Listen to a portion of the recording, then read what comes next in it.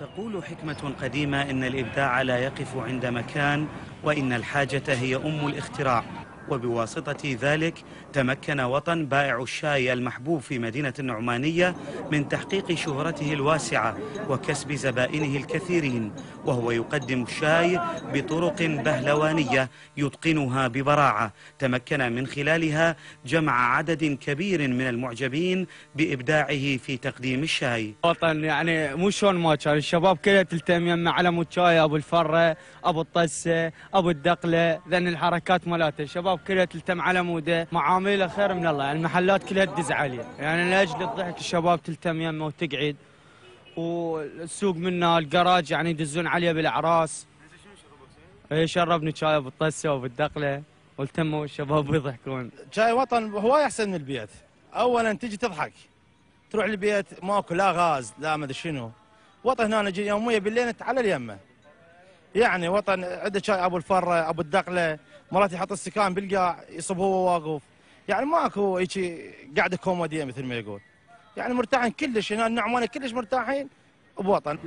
وطن الذي عمل في بيع الشاي منذ 7 من عمره يقول إنه يتقن 10 طرق للتقديم اعتاد عليها الزبائن وصاروا يطلبونها بالاسم، وإن أسلوبه المبتكر في تقديم الشاي للزبائن أمن له نسبة مبيعات كبيرة. هاي طريقتي، العالم تجيني يقولوا لي يابا هذا الشاي مالك ما نشربه إذا ما تفرنا إياه. يابا ليش يفره؟ يقولون والله العظيم حتى طعم ما يصير بي إلا تفره. يلا اول شيء اذا حار يبرد الشاي من الفره مالتك شيء قويه، والشيء الثاني من يشربه يصير بضوء.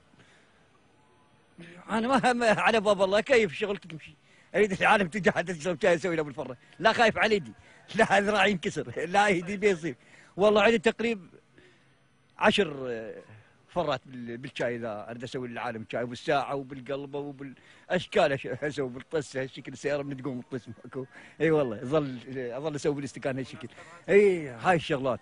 وصار لوطن وطريقته في تقديم الشاي الكثير من المعجبين في مدينة النعمانية، حيث تحول كشكه البسيط إلى مقصد للشباب وكبار السن، فهنا يقترن شرب الشاي بالكثير من الضحك والتعجب بفنيات وطن، كما يحلو للكثير من زبائنه أن يسميها. وطن به شغلة حلوة، اللي شنهي اللي الفرات اللي فرها تحب من عنده شغلة شنهي قطرة واحدة ما توقع من الشاي مالته، ويوميا يستحدث شغلة جديدة. يعني هسه احنا جاي يوميا شباب الناس اللي كبار يجون يستذوقون الشاي، مو على مود كشاي بس على مود الفرات، على مود هاي الشغلات الحلوة اللي بيه. طريقة وطن المميزة بتقديم الشاي الممزوجة بخفة الظل وروح الدعابة ربما جعلته بائع الشاي الأكثر تميزا على مستوى محافظة واسط بنظر زبائنه. من قضاء النعمانية شمال مدينة الكوت، أكرم ربيعي، الحرة.